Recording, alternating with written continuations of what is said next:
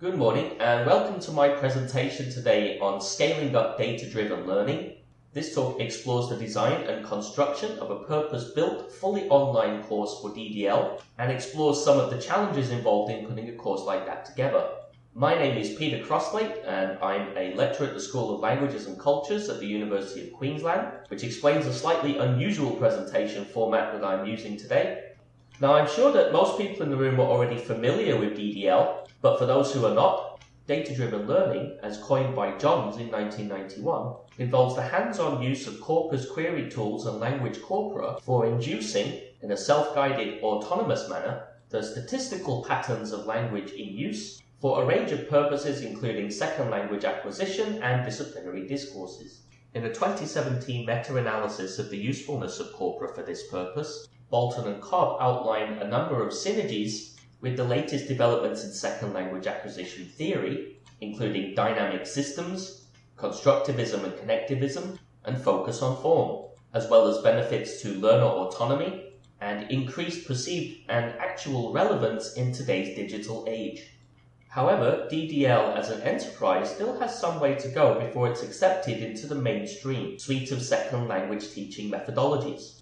For example, most studies into DDL involve a single teacher, who might have an enthusiasm for corpora and DDL but who might lack expertise in corpus queries, or who might be a corpus linguist who lacks the ability to implement it fully in the language classroom. It's quite rare to find a teacher who specializes in both. In addition, even large studies of data-driven learning are still relatively small compared to studies for other methodologies.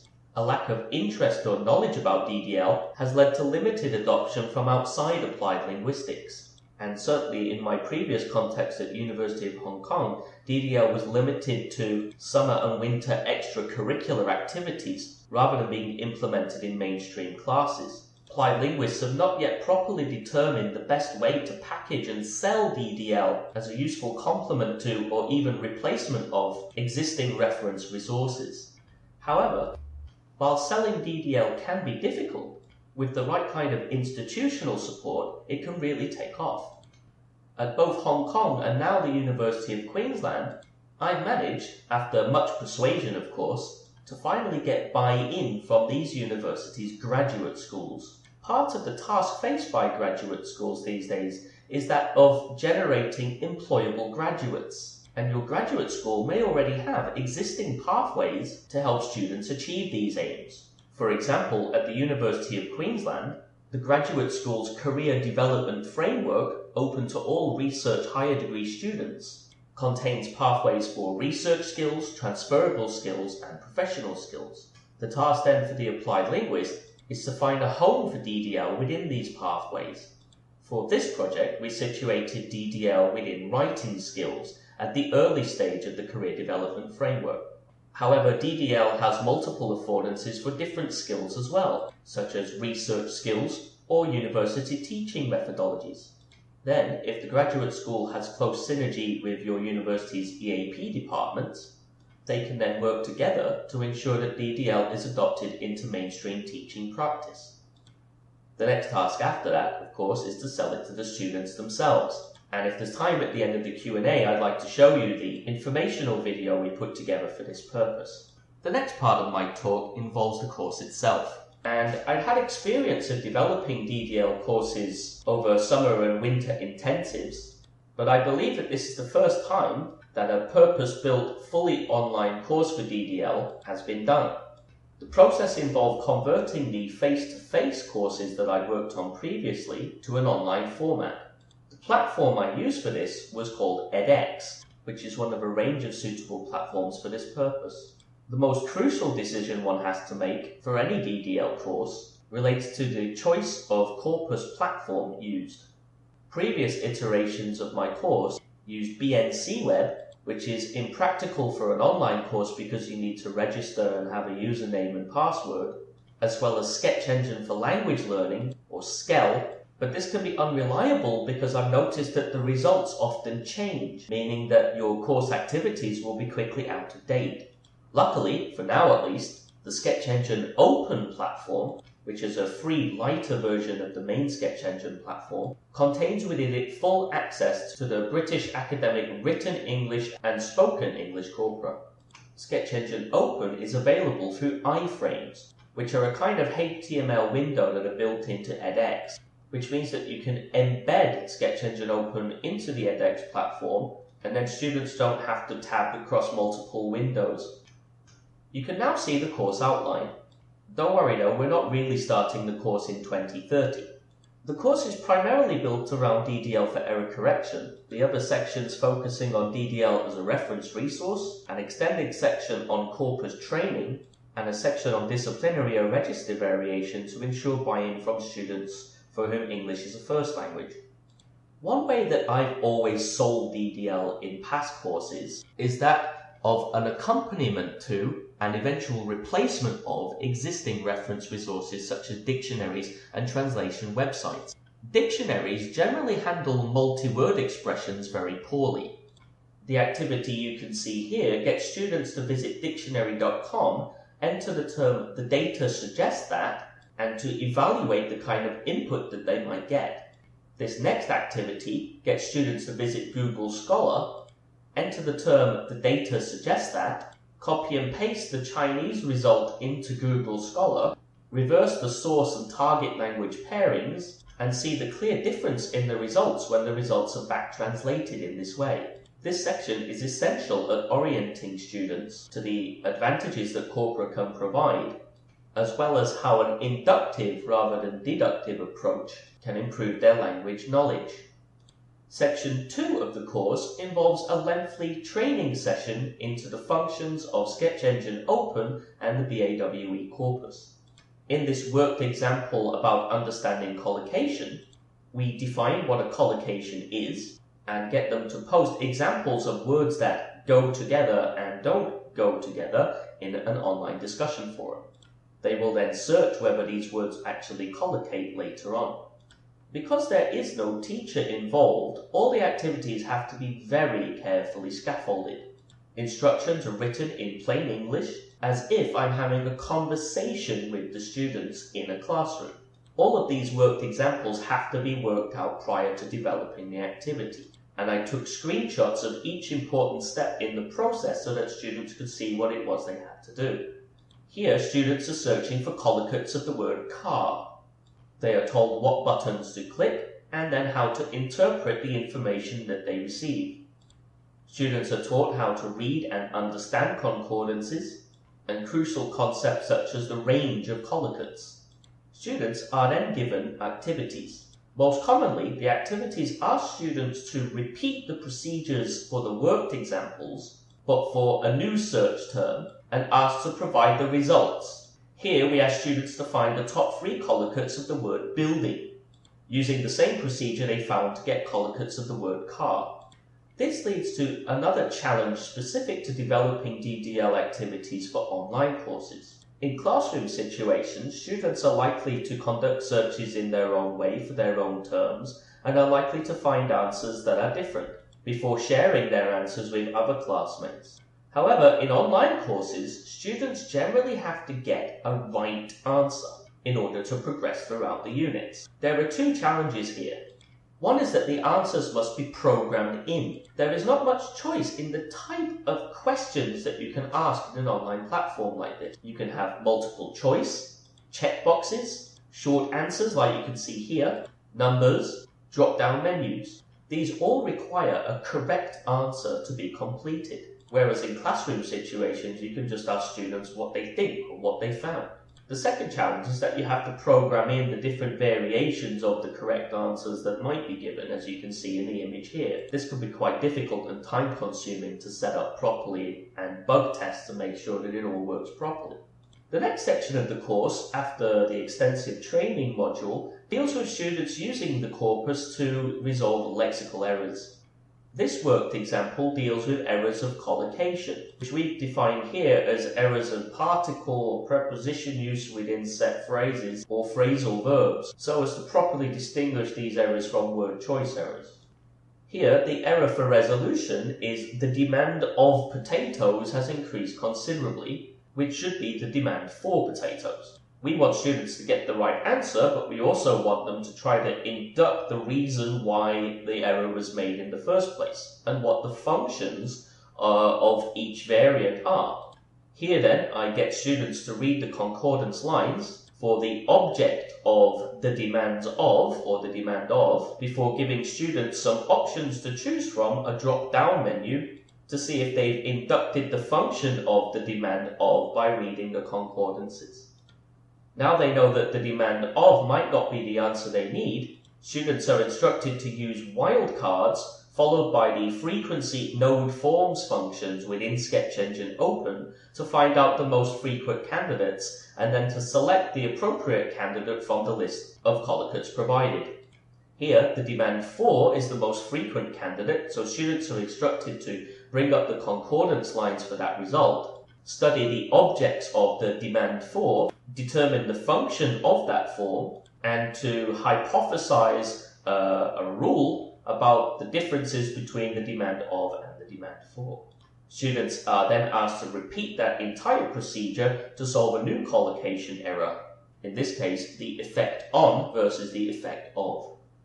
In generating these activities, this led me to a third challenge.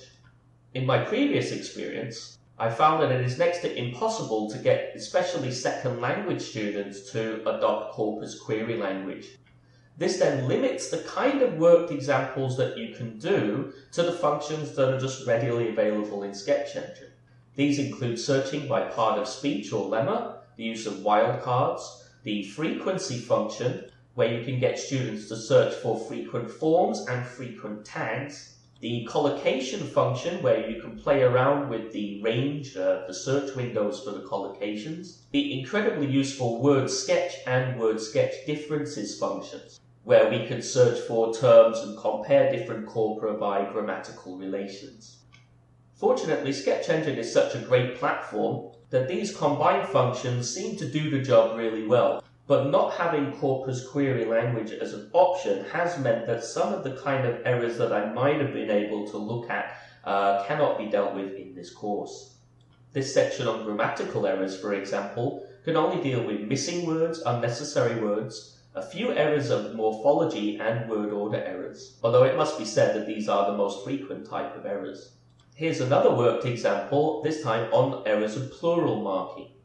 Here I get students to look for plurals of the word remedy by using the frequency node forms function within Sketch Engine Open. I then let them to explore the frequency of part of speech tags, in particular telling them about the NN2 tag, which is the plural form of a noun. Students are then instructed to read the concordance lines for that tag to determine the actual correct plural form to be used. Students then repeat this procedure to find out about the plural form of the word entity. Errors of tense, on the other hand, can be quite problematic for students to master and cannot be solved in one or two simple steps like this. Again, this leads me back to the challenge of scaffolding. Not only do the worked examples have to be very carefully scaffolded, but then the activities that students are expected to complete should be designed and sequenced in such a way that they can figure out what the error is, where the error is, how to find out that a form is indeed an error, and then how to resolve the error itself. This can be done via a variety of corpus functions, such as reading concordances, using frequency lists or collocate lists, and each activity has to guide the students very carefully step by step to making sure that this process occurs. It all has to be tested very carefully, and there should be variation between the different steps involved so that students are not getting too bored and they're using as many different sources of information as possible. On the other hand, we don't want to overburden students with too many steps to a particular activity, and then they might just put in any answer they want and try to skip ahead to the next activity. One of the other challenges for developing a DDL course related to error resolution is that the primary audience is obviously those of second language students. To ensure buy-in from first language English students in the past, I've always added sections on disciplinary discourses and register variation within my DDL course activity. In this worked example, students are instructed to use the word sketch difference function in Sketch Engine to work out disciplinary differences in the frequency and usage of the term acceleration. Students are instructed to compare the usage of this word between the physical sciences and the arts and humanities. Students can then compare the grammatical relations of the word accelerate between these two disciplines, and then eventually to come to decisions about which collocates are found in one discipline and not in the other. Students then search for another term, the word strength, comparing the usage of this word across disciplines by consulting the different grammatical relations.